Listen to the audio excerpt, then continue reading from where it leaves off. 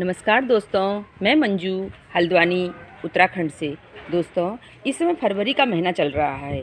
फरवरी का महीना हमारे गार्डन के लिए बहुत ही इम्पोर्टेंट होता है। इस समय हमने अपने गार्डन में बहुत सारे काम करने होते हैं। वैसे तो साल भर कुछ ना कुछ हमारे गार्डन में काम होते रहते हैं। जो लोग प्लांट लवर होते हैं उनके पास कुछ ना कुछ काम होता है। पर ये फरवरी का महीना ऐसा होता है कि इस समय हम अपने गार्डन की जो देखभाल करेंगे उसका फ़र्क हमारे समर के सीज़न में भी पड़ेगा। समर के सीज़न में और आगे आने वाले सीज़न में भी उसका इफ़ेक्ट पड़ता है। तो इस समय मैं आपको बहुत सारी बातें ऐसी बताऊंगी कि आप अपने गार्डन में इन चीज़ों का इस समय करें तो आपके लिए ये फ़ायदेमंद होंगी।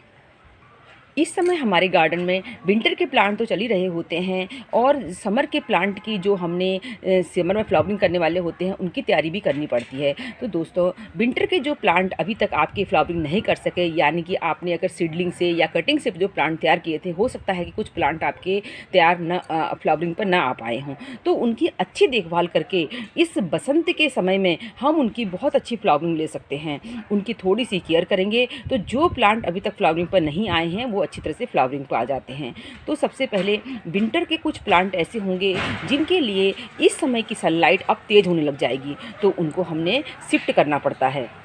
ये देखिए, जरबेरा है और बिगोनिया है, साल्विया है। ये प्लांट जो हैं कम सनलाइट में भी इस समय हमारे यहाँ चल जाएंगे। यानी कि जो अगर हमारे पास बहुत सारे प्लांट हैं, हर प्लांट को हम प्रॉपर सनलाइट नहीं दे पा रहे, तो इनको शिफ्टिंग करिए। ये ज़रूर ये आपके यहाँ अच्छी फ्लावरिंग करते हैं। बिगोनिया वगैरह कोई भी प्लांट ऐसा है कि जो कम सनलाइट में चल जाए तो उनको शिफ्ट करिए। उसके बाद जो है, जो प्लांट को बहुत ज़्यादा सनलाइट चाहिए, जैसे कि डहेलिया के प्लांट को है विंटर की भी फुल सनलाइट चाहिए, तो ऐसे ही गजानिया हैं, तो इनको आप शिफ्ट कर लीजिए। इम्पेशन वगैरह को कम सनलाइट वाले प्लेस पर रख लीजिए और बिगोनिया को जहाँ पर कम सनलाइट आती है वहाँ पर रख दीजिए। और साल्विया भी चल जाएंगे कम सनलाइट वाली जगह पर, जरबेरा भी चल जाएंगे कम सनलाइट जगह पर जो है गजानिया और डहेलिया, इस तरह के जो प्लांट हैं दिन को पूरे दिन की सनलाइट दीजिए। इस बसंत ऋतु में आपके यहाँ बहुत ही अच्छी ये प्लांट फ्लावरिंग करेंगे।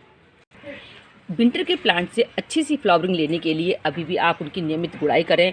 15 दिन में 10 दिन में आप एक बार उनकी गुड़ाई करें। और मैं लिक्विड फर्टिलाइज़र जैसे कि मस्टर्ड केक का फर्टिलाइज़र, और अगर आपका प्लांट पूरा हेल्दी हो चुका है, ग्रोथ पे आ चुका है, तो बनाना पील का फर्टिलाइज़र इनको ज़रूर दें। इसके अलावा संतरे के छिलके को पानी में घोल के या प्याज के छिलकों को पानी में भिगोकर उसका पानी भी आप अपने प्लांट को देंगे तो ज़रूर ये प्लांट आपके यहाँ फ्लावरिंग करेंगे।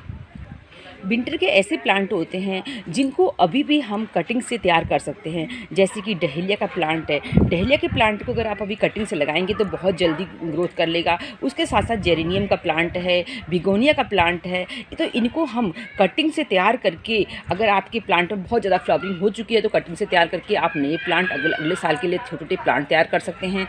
उसके अलावा आपको एक से कई प्लांट बनाने हैं तो भी ये सीज़न बहुत ही अच्छा होता है। ये तो सारी बातें आपसे मैं विंटर प्लांट के बारे में बात कर रही हूँ। दोस्तों, विंटर के बाद जो समर के प्लांट हमने तैयार करने हैं, जैसे कि बोगनविलिया है, चांदनी है और मोगरा है, इस तरह के जो प्लांट हैं, अगर आपके पास पुराना प्लांट आपका हेल्दी है तो उनकी जो है इस समय आप क्रोनिंग करिए। क्रोनिंग यानी कि वो अपने प्लांट को शेप दीजिए, प्लांट की कटिंग करिए, एक्स्ट्रा जो ब्रांचेस निकल रही हैं उनको हटाइए और जो प्लांट को एक शेप में रखिए। और उसके अलावा आपने कितनी इसकी कटिंग करनी है इस बात का भी ध्यान रखना चाहिए कि पॉट पर जो प्लांट लगा होता है उसकी बहुत ज़्यादा आपने ऊपर से क्रोन नहीं करना चाहिए। उसको थोड़ा सा एक मतलब शेप में देने के लिए, और बहुत ज़्यादा यानी कि आपने मालूम पड़ा कि आपने पॉट वाले प्लांट को बहुत ज़्यादा आप क्रोन कर देंगे, काट देंगे ऊपर से, तो उसकी ग्रोथ में थोड़ा टाइम लगता है। इसलिए आपने उसको जो है एक प्रॉपर शेप में देते हुए कटिंग कर देनी है। दूसरा जो है कि अभी भी परमानेंट प्लांट को आपने, अगर आपका पुराना प्लांट है पहले साल से वो पॉट पर लगा हुआ है, उसको रिपोर्ट नहीं किया तो रिपोर्ट करने के लिए परमानेंट प्लांट का बहुत ही अच्छा समय होता है। इस समय जो है अलमंडा, चांदनी, बोगनविलिया, ये सब कुछ समय बाद फ्लावरिंग पर आने वाले हैं। तो इनको ऊपर से कट करके और उस पर जो है एक्स्ट्रा इसको निकालिए। निकालने के बाद जो है उसकी रूट की क्रोन कर दीजिए। रूट को भी जो एक्स्ट्रा रूट्स जो हो रही हैं उनके रूट बॉल को न छेड़ते हुए एक्स्ट्रा रूट को कटिंग करके हटा दीजिए। तो और उससे जो है कुछ ही समय में आपका प्लांट जो है बहुत ही अच्छी नई नई ब्रांच निकालेगा और बहुत अच्छी फ्लावरिंग उस पर होगी। ये देखिए, ये हमारा सिंगल पेटल चांदनी का प्लांट है। इसको भी हमने पूरा सा ही इसको क्रोन कर दिया गया है, इस तरह से कट कर दिया गया है। तो इसमें देखिए हल्के हल्के आपको सूट भी दिखाई दे रहे होंगे। ये अब कुछ दिनों बाद इसमें पूरे लीफ से भर जाएगा। प्लांट की जो है परमानेंट प्लांट की कटिंग करने के बाद जो ऊपर से एक्स्ट्रा ब्रांचेस को आप हटाते हैं तो उसके बाद बहुत सारी कटिंग मिलती हैं। उन कटिंग को ग्रो करने के लिए इस समय बहुत ही अच्छा समय होता है। आप कनेर की कटिंग ग्रो कर सकते हैं, आप गुड़हल की कटिंग ग्रो कर सकते हैं, आप चांदनी की कटिंग ग्रो कर सकते हैं। हर ये जो कटिंग होंगी ये पेंसिल के साइज़ की होंगी। जितनी बड़ी पेंसिल होती है उतनी बड़ी कटिंग आप लगाइए। इनको जो है आप सॉइल और सैंड के मिक्सर में लगाइए या कोकोपीट और सॉइल के मिक्सर में लगाइए। उसमें जो है खाद वगैरह नहीं देनी चाहिए। वो कटिंग को भी लगाते समय उसमें खाद नहीं देते हैं, क्योंकि उसके अंदर जो है कटिंग पर रूट्स नहीं होती हैं। रूट वाले प्लांट को ही खाद दी जाती है जिनमें रूट्स होती हैं। जब आप अपने परमानेंट प्लांट को ऊपर से कट कर लेते हैं, उसके एक्स्ट्रा ब्रांचेस को सबको हटा देते हैं, तो उसके बाद आप उसमें नाइट्रोजन रिच फर्टिलाइज़र दीजिए। ये देखिए, ये मेरा अलमंडा का प्लांट है। एक ये पॉट में लगा है, कंटेनर में लगा हुआ है, और इसको देखिए पूरी तरह से इस तरह से क्लोन करके इस पर नाइट्रोजन रिच यानी कि आपने गोबर की खाद वाला फर्टिलाइज़र देना है। अगर आपके पास वो नहीं है तो आप NPK वगैरह, अगर आप केमिकल भी अपने प्लांट में इस्तेमाल करते हैं तो जो NPK आता है 90 वाला भी दे सकते हैं। और इसके अलावा आपके पास वर्मी कंपोस्ट वगैरह है, काउडंग कंपोस्ट कम मात्रा में है तो इस केस में आपने जो है अपने किचन कंपोस्ट का इस्तेमाल करें। और जो है काउडंग कंपोस्ट को पानी में भिगा के उसको भी आप डालिए अपने प्लांट पर, तो बहुत जल्दी नए सूट्स आएंगी प्लांट पर। परमानेंट प्लांट जिसकी हम कटिंग करते हैं उसमें जब नए सूट्स आ जाते हैं, खूब अच्छी उसमें ग्रोथ हो जाती, तब उसमें हम पोटेशियम वाले फर्टिलाइज़र देते हैं। शुरू में ही उसमें पोटेशियम वगैरह फर्टिलाइज़र नहीं देना। इसके अलावा जो है हमारे इंडोर प्लांट हैं, मनी प्लांट है और बहुत सारे डेफिनविकिया भोगर सब प्लांट जो हैं, इन इंडोर में जो प्लांट चल रहे होते हैं उनको भी थोड़ी सी जो है ये सनलाइट दीजिए, गुड़ाई करिए, और उसमें भी गोबर की खाद या आपके पास जो वर्मी कंपोस्ट जो भी कुछ भी हो वो उसमें अच्छी मात्रा में दीजिए।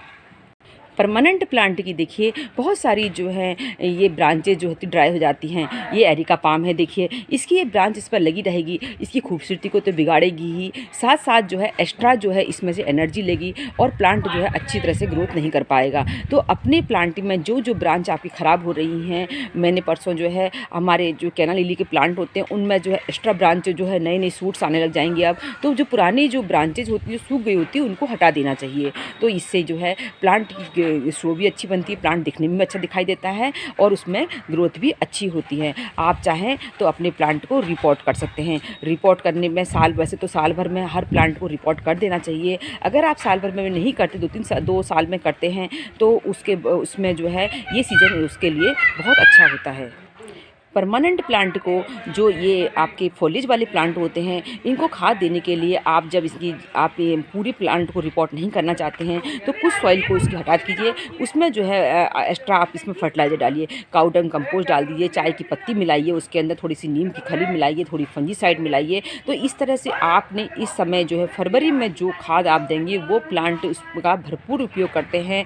जो हम सितंबर के महीने में जो प्लांट को खाद देते हैं उसका इस्तेमाल प्लांट उतनी अच्छी तरह नहीं कर पाते, क्योंकि उसके बाद उनका डॉर्मेंसी सीजन आने वाला होता है। तो इस समय जो भी हम प्लांट को फर्टिलाइज करेंगे उसका ये परमानेंट प्लांट, फॉलेज वाले प्लांट बहुत अच्छी तरह इस्तेमाल करते हैं। जब आपके जो है ये तो बताया मैंने आपको फॉलेज वाले प्लांट के बारे में। अगर आपके फ्लावरिंग प्लांट पर आप फर्टिलाइज करने जा रहे हैं, पूरी मिट्टी नहीं निकालना चाहते हैं, तो आधी मिट्टी निकाल के उसके अंदर जो है काउडंग कंपोस्ट, चाय की पत्ती और कुछ केले संतरे की छिलकों को सुखाकर उनको पीस कर और उनका मिक्सर भी मिला सकते हैं। अब ये तो हम जो ऑर्गेनिक अपनी गार्डनिंग करते हैं वो लोग हैं, और जो नर्सरी से जो लोग जो है ऐसी मेहनत नहीं करना चाहते हैं तो वो लोग जो है काउडंग, उनके पास वर्मी कंपोस्ट अक्सर होती है। वर्मी कंपोस्ट में जो है थोड़ा सा नीम खली ये चीज़ें मिलाकर, फंजीसाइड मिलाकर, इसके अलावा बोन मील मिलाकर, तो वो अपने प्लांट में आने वाले सीजन में बहुत अच्छी फ्लावरिंग ले सकते हैं। इसके अलावा पोटाश वगैरह आता है तो बहुत कम मात्रा में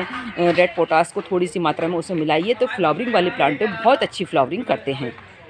दोस्तों, इस समय प्लांट को क्रोन करना या कटिंग करना या उनकी कटिंग को लगाने का समय तो बहुत अच्छा होता है, साथ साथ हमारा सीडलिंग का समय भी आ गया है।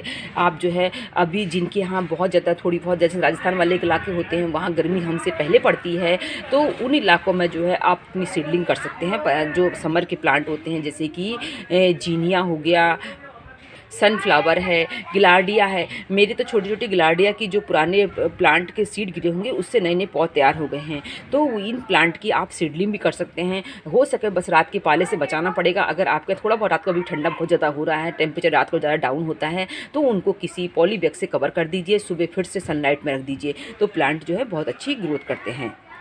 दोस्तों, आप अपने प्लांट की भरपूर केयर कर रहे हैं, पर इसके साथ साथ आपको एक चीज़ का विशेष ध्यान रखना पड़ता है। इस समय सीज़न बदलता है, यानी कि दिन के टेम्परेचर और रात के टेम्परेचर में काफ़ी अंतर आने लग जाता है। तो इस समय हमने अपने प्लांट को नियमित रूप से हफ्ते में एक बार ज़रूर इनमें जो है नीम ऑयल का स्प्रे करना है। नीम ऑयल का स्प्रे आप करते रहेंगे तो इस सीज़न में जो है इंसेक्ट वगैरह आपके प्लांट पर नहीं लगेंगे। नहीं तो सीज़न बदलते ही, जैसे कि बरसात के बाद सर्दियाँ आने शुरू होती हैं और समर के बाद जब रेनी सीजन शुरू होता है, तो उस समय क्या होता है कि अभी ये जब विंटर के बाद समर आ रहा है, तो कुछ ही दिन में हमारे जो परमानेंट प्लांट होते हैं, मैं देखती हूँ कि जैसे फ्लावर के, हमारे यहाँ तो फ्लावर के अंदर भी कीड़े घुस जाते हैं छोटे छोटे। तो ये सब चीज़ों से बचने के लिए आप जो है अपने रोज़ के प्लांट की भी केयर करिए। बसंत में वो पूरा फूलों से भर जाएगा।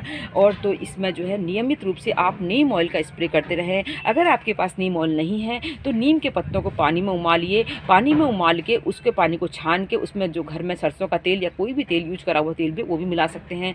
साथ ही उसमें कोई भी लिक्विड सोप मिलाइए या शैम्पू मिला सकते हैं या हैंड वॉश मिला सकते हैं। उसको थोड़ी 1 चम्मच मिलाइए 1 लीटर की जो स्प्रे बोतल होती है, 1.5 लीटर की जो स्प्रे बोतल होती है उसके अंदर, और उसका जो है थोड़ा सा लिक्विड जो बनाएंगे थोड़ा सा गर्म रखिए ज़रा सा, कि जो मतलब प्लांट पर जब उसकी ड्रॉपलेट्स गिरेंगी तो वो ठंडे हो जाती हैं। तो उससे जो है आपके प्लांट पर हर हफ्ते अगर आप स्प्रे करते रहेंगे तो कोई भी इंसेक्ट नहीं लगेगा। इस चीज़ का हमने विशेष ध्यान रखना पड़ता है। तो दोस्तों, आज मैंने आपको ये बातें करी कि आप इस फरवरी के सीज़न में अपने गार्डन में कौन से ज़रूरी काम करें। हाँ, इसके अलावा समर की वेजिटेबल ग्रो करने का भी अच्छा समय है। अब जो है आप छोटे छोटे पॉली बैग में जैसे कद्दू के सीड लगा दीजिए, लौकी के सीड लगा दीजिए। जब वो रेडी हो जाते हैं तब उनको आप बड़े जगह पर रिप्लेस करें, तो उससे अच्छे रिजल्ट रहते हैं। तो ये देखिए, ये पूरा पिटोनिया से भरी हुई बास्केट वाइट कलर की कितनी खूबसूरत दिखाई दे रही है। तो मैंने आज आपसे बहुत सारी बातें करी हैं। उम्मीद है आपको मेरा आज का वीडियो पसंद आया होगा। फिर मिलेंगे किसी दूसरे वीडियो में, तब तक के लिए नमस्कार।